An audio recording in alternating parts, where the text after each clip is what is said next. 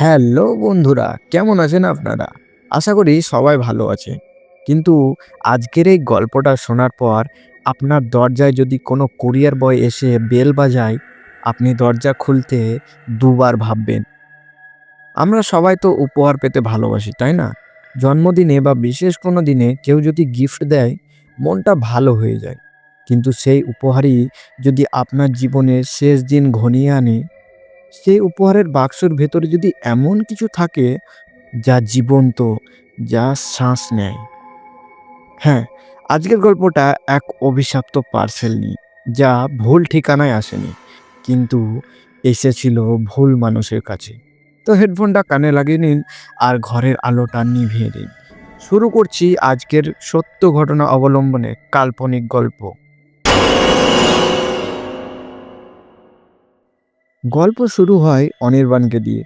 অনির্বাণ ব্যাঙ্গালোরে একটা আইটি কোম্পানিতে কাজ করত। একা থাকে ফ্ল্যাটে, ছিমছাম শান্ত স্বভাবের ছেলে। সেদিন ছিল অনির্বাণের জন্মদিন। অফিস থেকে ফিরে দেখলো তার ফ্ল্যাটের দরজার সামনে একটা বড় বাদামি রঙের বাক্স পড়ে আছে। কোনো নাম লেখা নেই, কোনো ঠিকানা লেখা নেই, শুধু লাল রঙের কালিতে বড় করে লেখা আছে, এটা অনির্বাণের জন্য। অনির্বাণ একটু অবাক হলো। তার জন্মদিন তো অফিসের কলিগ আর দু একজন বন্ধু ছাড়া কেউ জানে না, আর তারা কিছু পাঠালে তো নাম লেখা থাকবে। সে ভাবলো হয়তো কেউ সারপ্রাইজ দিতে চেয়েছে। বাক্সটা বেশ ভারী ছিল। সে ওটা টেনে ফ্ল্যাটের ভেতর নিয়ে এলো। ফ্রেশ হয়ে কফি মদ হাতে নিয়ে অনির্বাণ বসলো বাক্সটাকে খুলতে। টেপ কাটার শব্দটা নিস্তব্ধ ঘরে কেমন যেন অদ্ভুত শোনালো। বাক্সটা খুলতেই ভুর ভুর করে একটা পুরনো কাঠের গন্ধ বের হলো। ভেতরে খড় আর কাগজের কুচি। তার মাঝখানে শুয়ে আছে একটা অদ্ভুত দেখতে মাটির পুতুল। পুতুলটা সাধারণত কোনো খেলনা নয়, অনেকটা সেই পুরোনো দিনের রাজস্থানী পুতুলের মতো, কিন্তু তার চোখ দুটো অস্বাভাবিক রকমের বড়। নীল রঙের কাঁচের চোখ, যেন জীবন্ত মানুষের চোখ কেউ বসিয়ে দিয়েছে। পুতুলের ঠোঁটে একটা চিতলে হাসি, কিন্তু সে হাসিটা আনন্দের নয়, বরং কেমন যেন বিদ্রূপের। পুতুলটার সাথে একটা ছোট্ট চিরকুটে লেখা, আমার একাকৃতের সাথী। এবার থেকে তোর সাথী হলাম, যত্ন নিস। হাতের লেখাটা খুবই খারাপ, যেন কেউ কাঁপতে কাঁপতে লিখেছে। অনির্বাণ কিছুই বুঝতে পারল না। সে পুতুলটাকে ড্রয়িং রুমের শোকেসে রেখে দিল। ভাবলো কাল অফিসে গিয়ে খোঁজ নেবে কে পাঠিয়েছে। সেদিন রাত থেকেই শুরু হলো অদ্ভুত সব ঘটনা। রাত তখন প্রায় 2টো। অনির্বাণ গভীর ঘুমে। হঠাৎ একটা খুটখাট শব্দে তার ঘুম ভেঙে গেল। শব্দটা আসছে ড্রয়িং রুম থেকে। মনে হচ্ছে কেউ যেন শোকেসের কাঁচের ওপর নখ দিয়ে আঁচড় কাটছে। অনির্বাণ ভাবলো ইঁদুর ঢুকেছে হয়তো। সে উঠে আলো জ্বালালো। ড্রয়িং রুমে গিয়ে দেখলো সবই ঠিকঠাক, শুধু শোকেসের দরজাটা একটু খোলা। সে স্পষ্ট মনে করতে পারলো সে দরজাটা বন্ধ করেই শুতে গিয়েছিল। আর অদ্ভুত ব্যাপার হলো, পুতুলটার মুখটা আগে ছিল দরজার দিকে, এখন সেটা ঘুরে আছে সোফার দিকে। অনির্বাণ নিজেকে বোঝালো হয়তো মনের ভুল। সে শোকেসটা আবার বন্ধ করে শুতে চলে গেল। কিন্তু সে রাতে সে আর ঘুমাতে পারল না। তার বারবার মনে হতে লাগলো কেউ যেন তার বেডরুমের দরজার ওপাশ থেকে তার নিঃশ্বাসের শব্দ শুনছে। পরদিন সকালে অনির্বাণ অফিসে গেল, কিন্তু কাজে মন বসাতে পারল না। কলিগদের জিজ্ঞেস করলো কেউ গিফট পাঠিয়েছে কিনা। সবাই না বলল। বাড়ি ফেরার পথে অনির্বাণ সে চিরকুটটা আবার পকেট থেকে বের করলো। হঠাৎ তার মনে পড়ল এই হাতের লেখাটা আগে সে কোথাও দেখেছে। অনেক ছোটবেলায় তাদের গ্রামের বাড়িতে এক দূর সম্পর্কের কাকা ছিল, সুমল কাকা। লোকটা একটু মানসিক ভারসাম্যহীন ছিল। পুতুল বানাতো, কিন্তু সে তো 10 বছর আগেই মারা গেছে। তাহলে যাই হোক, বাড়ি ফিরে অনির্বাণ দেখলো ফ্ল্যাটের মেইন ডোরটা আনলক করা। সে চমকে উঠল। সে কি সকালে লক করতে ভুলে গিয়েছিল, নাকি ভেতরে কেউ ঢুকে আছে? সে খুব সাবধানে পা টিপে টিপে ভেতরে ঢুকলো। ঘর অন্ধকার। সুইচ টিপতেই যা দেখলো তাতে তার পায়ের তলার মাটি সরে গেল। শোকেসটা খালি, পুতুলটা সেখানে নেই। সারা ঘর তন্ন তন্ন করে খুঁজল সে, কোথাও নেই। শেষে ক্লান্ত হয়ে সে সোফায় বসে পড়ল। ঠিক তখনই তার চোখ গেল কিচেনের দিকে। কিচেনের মেঝেতে পুতুলটা বসে আছে, আর তার সামনে ছড়িয়ে আছে অনির্বাণের কেনা কাঁচা মাংসের প্যাকেটটা। প্যাকেটটা ছেঁড়া, আর পুতুলটার মুখে রক্তের দাগ। অনির্বাণের গা গুলিয়ে উঠল। এটা কোনো সাধারণ পুতুল নয়, এটা কোনো অশুভ শক্তি। সে তৎক্ষণাৎ সিদ্ধান্ত নিল এটাকে সে বাড়িতে রাখবে না।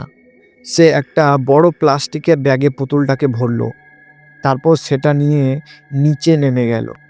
তাদের অ্যাপার্টমেন্টের পেছনে একটা বড় ডাস্টবিন আছে। সে সোজা গিয়ে ওই ব্যাগের মধ্যে পুতুলটাকে ফেলে দিল। ফ্ল্যাটে ফিরে এসে সে ভালো করে হাত মুখ ধুলো। মনে মনে ভাবলো, যাক বাবা, আপদ বিদায় হলো। সেদিন রাতে অনির্বাণ একটু শান্তিতেই ঘুমালো, কিন্তু শান্তি বেশিক্ষণ থাকলো না। রাতের সময় হঠাৎ ডোরবেল বেজে উঠল। একবার, দুবার, তিনবার। এত রাতে কে আসবে? অনির্বাণ পিফলে দিয়ে দেখল বাইরে কেউ নেই। ফাঁকা করিডোর। সে ভাবলো হয়তো কেউ দুষ্টুমি করছে। সে আবার শুয়ে পড়ল। মিনিট পাঁচেক পর আবার বেল বাজলো। এবার একটানা বেজেই চলেছে। অনির্বাণ এবার রেগে গিয়ে দরজা খুলল। কে কে ওখানে? কেউ নেই, কিন্তু দরজার ঠিক নিচেই পড়ে আছে সেই প্লাস্টিকের ব্যাগটা, যেটা সে ডাস্টবিনে ফেলে এসেছিল। ব্যাগটা ভেজা, আর তার থেকে দুর্গন্ধ বেরোচ্ছে। অনির্বাণের হাত পা কাঁপতে শুরু করলো। সে ব্যাগটা ঘরে না ঢুকিয়েই দরজাটা বন্ধ করতে গেল, কিন্তু বন্ধ হচ্ছে না। মনে হচ্ছে দরজার ফাঁকে কিছু একটা আটকে আছে। সে নিচের দিকে তাকালো, দেখলো পুতুলটার একটা হাত প্লাস্টিক ছিঁড়ে বেরিয়ে এসে এবং দরজার টোটকানে খামচে ধরে আছে। সেই নীল কাঁচের চোখ দুটো অন্ধকারে জ্বল করছে, আর সে হাসি মুখটা এখন অনেক বেশি ভয়ঙ্কর হয়ে গেছে। অনির্বাণ জোরে লাথি মেরে পুতুলটাকে সরানোর চেষ্টা করলো, কিন্তু পুতুলটা যেন পাথরের মতো ভারী। হঠাৎ পুতুলের ভেতর থেকে একটা খসখসে গলায় আওয়াজ ভেসে এলো। যত্ন নিবি বলেছিলি, আমাকে ফেলে দিলি কেন? অনির্বাণ চিৎকার করে পিছিয়ে এলো।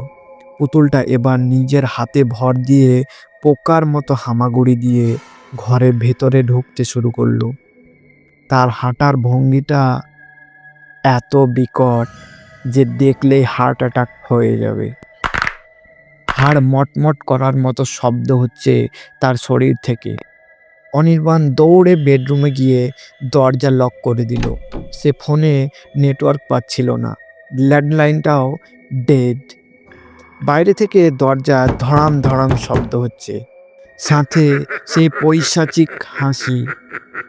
দরজা খোল অনির্বাণ, আমি তোর সাথী। হ্যাঁ, আমরা খেলবো, খোল দরজা। সারা রাত ধরে সেই অত্যাচার চলল। একসময় শব্দটা থামলো। অনির্বাণ দরজার কোণে বসে কাঁপছিল। ভোরের আলো ফুটতেই সে দরজা খোলার সাহস পেল। সে ধীরে ধীরে দরজা খুলল। ড্রয়িং রুমে কেউ নেই, পুতুলটাও নেই, ব্যাগটাও নেই, সব পরিষ্কার। অনির্বাণ ভাবল, সবটাই কি তাহলে দুঃস্বপ্ন ছিল? কিন্তু না, মেইন দরজার কাঁচের ওপর সেই নখের আঁচড়ানোর স্পষ্ট দাগ এখনো আছে। অনির্বাণ আর এক মুহূর্ত দেরি করলো না। সে ব্যাগ গুছিয়ে সোজা স্টেশনে চলে গেল। সে গ্রামের বাড়ি যাবে, ওই সুমল কাকার ইতিহাস জানতেই হবে। গ্রামে পৌঁছে সে তার বাবার কাছে শুনল এক ভয়ানক সত্য ঘটনা।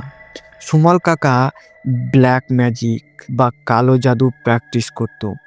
সে বিশ্বাস করত মাটির পুতুলের মধ্যে মানুষের প্রাণ ভোমরা আটকে রাখা যায়। মৃত্যুর আগে সে বলেছিল সে আবার ফিরে আসবে। তার তৈরি শেষ পুতুলটার মধ্যে সে নিজের আত্মাকে ট্রান্সফার করার চেষ্টা করছিল, কিন্তু গ্রামের লোকেরা সেটা জানতে পেরে ওই পুতুল শুদ্ধ তার ঘরে আগুন লাগিয়ে দেয়।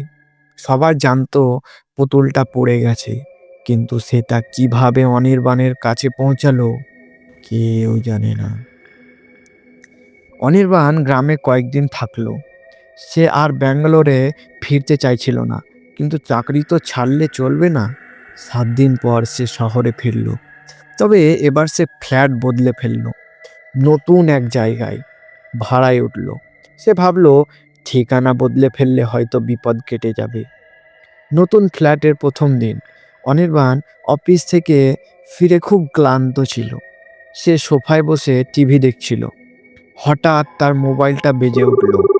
একটা আননোন নম্বর। সে ফোনটা রিসিভ করলো। হ্যালো। উপাস থেকে কোনো কথা নেই, শুধু একটা যান্ত্রিক শ্বাস প্রশ্বাসের শব্দ। কে কে বলছেন? উপাস থেকে সেই পরিচিতি খসখসে গলাটা ভেসে উঠল।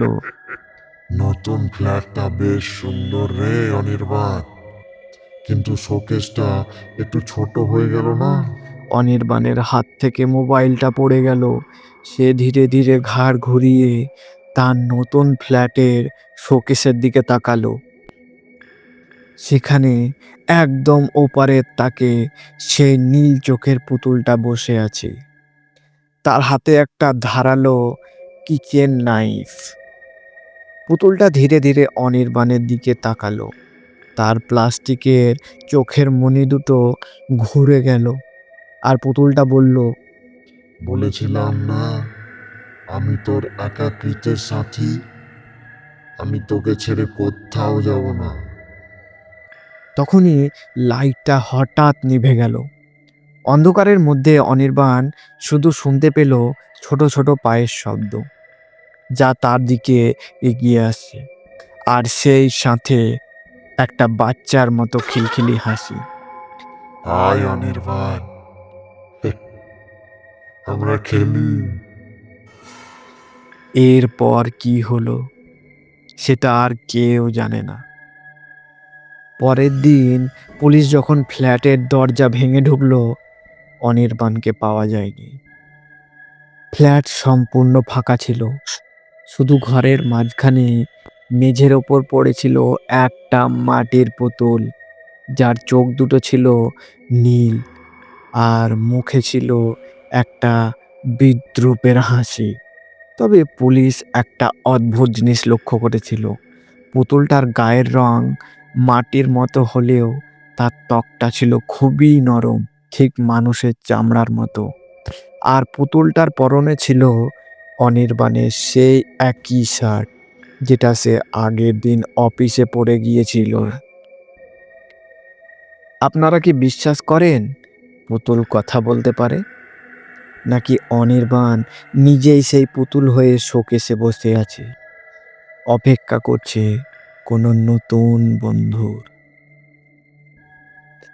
আজ আজ রাতে যখন ঘুমাতে যাবেন, আপনার ঘরের পুতুলগুলোর দিকে একবার তাকাবেন। ওদের চোখগুলো কি নড়ছে? ওরা কি আপনার দিকে তাকিয়ে হাসছে? সাবধানে থাকবেন, কারণ কিছু উপহার ফেরত দেওয়া যায় না। তো গল্পটা কেমন লাগলো কমেন্টে অবশ্যই জানাবেন। যদি শিরদাঁড়া দিয়ে ঠান্ডা স্রোত বয়ে যায় এই গল্পটা শুনে, তবে লাইক বাটনে একটা ক্লিক করে দিন, আর সাবস্ক্রাইব করে আমাদের পরিবারের সদস্য হয়ে যান, যাতে পরের ভয়ঙ্কর রাতে আমরা আবার একসাথে হতে পারি। দেখা হচ্ছে পরের ভিডিওতে। ততক্ষণ পর্যন্ত দরজায় খিল দিয়ে রাখুন। ধন্যবাদ।